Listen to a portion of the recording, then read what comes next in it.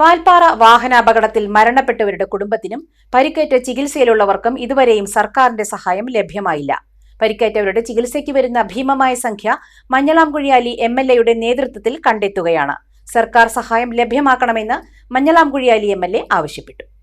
10 പേരുടെ മരണത്തിനിടയാക്കിയ വാൽപ്പാറ അപകടത്തിൽ മരണപ്പെട്ടവരുടെ കുടുംബത്തിനും പരിക്കേറ്റവർക്കും ഇതുവരെയും സർക്കാർ സഹായം എത്തിയിട്ടില്ല. സഹായം അഭ്യർത്ഥിച്ച് മഞ്ഞളാംകുഴി എംഎൽഎ മുഖ്യമന്ത്രിക്ക് കത്തയച്ചിരുന്നു. മന്ത്രിമാരായ വി ശിവൻകുട്ടി, വി അബ്ദുറഹ്മാൻ എന്നിവർ പാങ്ങിലെത്തിയപ്പോൾ എംഎൽഎ ശ്രദ്ധയിൽപ്പെടുത്തിയതുമാണ്. ചികിത്സയിൽ ഉള്ളവരുടെ സ്ഥിതി ദയനീയമാണെന്നും സർക്കാരിന്റെ ഭാഗത്തുനിന്നും ഒന്നും അനുവദിച്ചിട്ടില്ലെന്നും മഞ്ഞളാംകുഴി എംഎൽഎ പറഞ്ഞു. ഈ വാൽപ്പാറ ദുരന്തം സംഭവിച്ച ഉടനെ തന്നെ മുഖ്യമന്ത്രിക്ക് ഒരു വലിയ തരത്തിലുള്ള നിവേദനം ഞാൻ നൽകിയിരുന്നു. അവിടെയുള്ള 13ഓളം ആൾക്കാർ അപകടത്തിൽപ്പെട്ടു വന്നു. കുറേയധികം ആൾക്കാർ മരിച്ചു. 9 ആൾക്കാരാണ് ആ സമയത്ത് മരിച്ചിരുന്നത്. ബാക്കിയുള്ള ആൾക്കാർ ഹോസ്പിറ്റലുകളാണ്. അപ്പോൾ ചികിത്സയ്ക്കുള്ള ധനസഹായം വേണം, മരിച്ചവർക്കുള്ള സൗകര്യങ്ങൾ ചെയ്തു കൊടുക്കണം, അവർക്കുള്ള ധനസഹായം ലഭിക്കണം എന്നൊക്കെ പറഞ്ഞ് ആവശ്യപ്പെട്ടുകൊണ്ട് മുഖ്യമന്ത്രിക്ക് ഞാൻ കത്തെഴുതിയിരുന്നു. പക്ഷേ ഇതുവരെ ഒരു മറുപടി അതിന് കിട്ടിയിട്ടില്ല എന്നുള്ളതാണ് ദുഃഖകരമായിട്ടൊരു കാര്യം.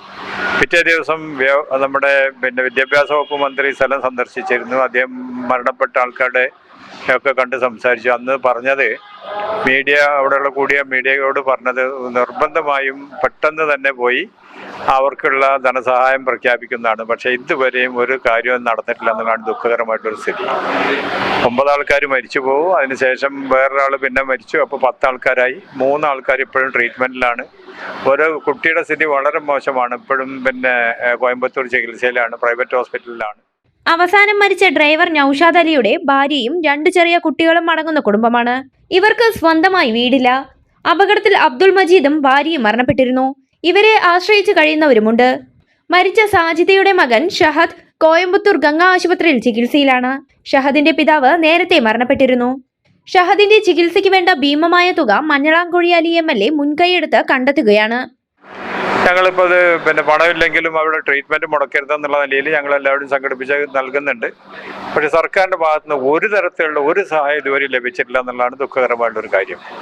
അധ്യാപകരെ നിയമിച്ചു എന്നുള്ളത് ശരിയാണ്. ആ സ്കൂളിലെ 7 അധ്യാപകരാണ് മരിച്ചത്. അപ്പോൾ അവരുള്ള അധ്യാപകരെ നിയമിച്ചു എന്നുള്ളത് കറക്റ്റാണ്. അതല്ലാതെ വേറെ ഒരു കാര്യവും സംസ്ഥാന സർക്കാരിന്റെ ഭാഗത്തുനിന്ന് കിട്ടിയിട്ടില്ല. ലഭിക്കുമെന്നാണ് ഞങ്ങളൊക്കെ പ്രതീക്ഷിക്കുന്നത്. അടുത്ത മിക്കവാറും ബുധനാഴ്ച നമ്മുടെ മന്ത്രിസഭാ യോഗം ഉണ്ടായിരിക്കും. അതിൽ പാസ്സാക്കി തരുന്നതാണ് ഞങ്ങളൊക്കെ വിശ്വസിക്കുന്നത്. പക്ഷെ ഇതുവരെയും പണമില്ലാത്തതിന്റെ പേരിൽ അവർ ട്രീറ്റ്മെന്റ് മുടങ്ങിയിട്ടില്ല. എല്ലാവരും ഒരുമിച്ച് നിന്നുകൊണ്ട് അതിനുള്ളൊരു സഹായങ്ങളും സൗകര്യങ്ങളൊക്കെ ചെയ്തു കൊടുക്കുന്നുണ്ട്. പരിക്കേറ്റവരെയും മരണപ്പെട്ടവരുടെ കുടുംബത്തെയും സഹായിക്കാൻ ജനകീയ കൂട്ടായ്മയിൽ ശ്രമങ്ങൾ നടന്നുവരികയാണ്. എന്നാൽ സർക്കാർ സഹായം അടിയന്തരമായി ലഭ്യമാക്കണമെന്ന് നാട്ടുകാർ ആവശ്യപ്പെട്ടു. നൂതന സാങ്കേതിക വിദ്യ ഒരുക്കിയുള്ള എല്ലാ നേത്രരോഗ ചികിത്സാ സൗകര്യങ്ങളും വിദഗ്ധരായ ഡോക്ടർമാരുടെ മേൽനോട്ടത്തിൽ അൽ സലാമ ഹൈ ഹോസ്പിറ്റൽ റോഡ്, പെരിന്തൽമണ്ണ.